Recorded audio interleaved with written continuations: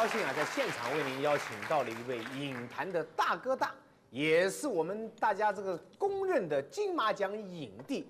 提起此人呢，虽然这个年纪已届40啊，但是呢，他凭良心讲，不管走到哪里去，都好像一条活龙。那就是陈松勇先生，欢迎他。哎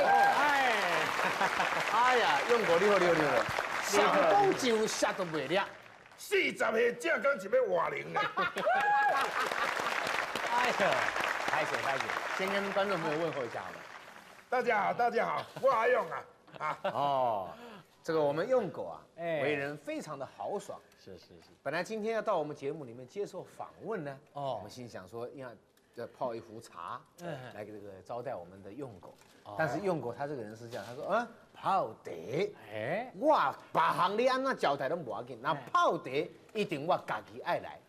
所以你今晚所看这家私拢伊家己的。哇，不啦，我平常就喜欢玩茶壶，喜欢喝茶啦。听说我们陈松勇先生到我们台视来了，等于是回娘家的感觉。这句话怎么讲？是啊，我在民国50几年就在台视当临时演员了。原来陈大哥以前也是从临时演员干起。我较早拢足见笑，我唔惊甲人讲嘛。梨花泪我嘛是做临时演员。是啊，做临时演员，咱就要为上基础一直甲学，咱唔才会办，对嘛？你比如讲，我做临时演员，道具我嘛帮忙，剧我嘛帮忙，我嘛要甲人联络。有当时卡面师傅摄影师无到位了，我嘛甲到位，我嘛要画摄影机。我们陈松勇先生出口成章饱读诗书啊。但是他喜欢看书。很多人一直以为我是不认识字的流氓，有原因啦。因为我受政府的正规教育只有1年多，国民学校读到2年3级他就没有读了。以后我就读汉文，汉文是用闽南话发音闽南语发音所以我到了民国63年以后才学国语。以前都不会讲国语，不会讲国语一定没有读书嘛。是。因为我没有读书，其实我书读很多。我是后来才学国语这样子的。流氓的这个是因为我以前都很反派，流氓说，其实大家以为我流氓，其实我没有。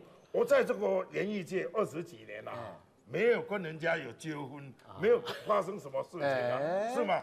陈先生这个年纪应该是有家室了。是啊。其实他还是个单身呢。到现在还是完璧之身。你叫你讲的，你起码够是宰相的意思。我意思就是说，他喜欢研究一些石头、玉器翡翠之类的，玩这种币。玩币是玉的是不是？我今天就是讲你，今天采访到陈先生他还把一些这个什么家里收藏的好东西拿出来让朋友大家来分享。未分享，我家己的疑惑未解决。你疑惑是什么疑惑？完璧归完璧你起码是不是够宰相？我来你讲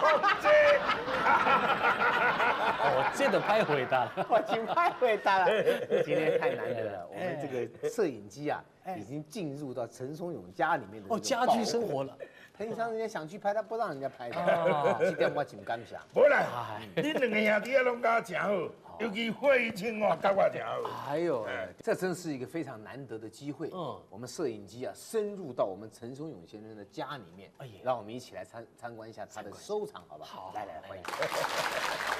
这种紫砂壶很多人讲说这个壶什么500年、600年，其实我知道这种紫砂壶的历史大概最多没有超过400年了，因为400年前才有这个茶叶散装的茶叶的改良，以后才有这个小壶来泡。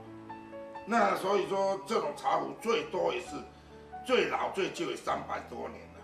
像这个壶一般的考据都是在这个清朝乾隆、嘉庆的时候。像这个也是，这个也差不多，那这一个就差不多清末的壶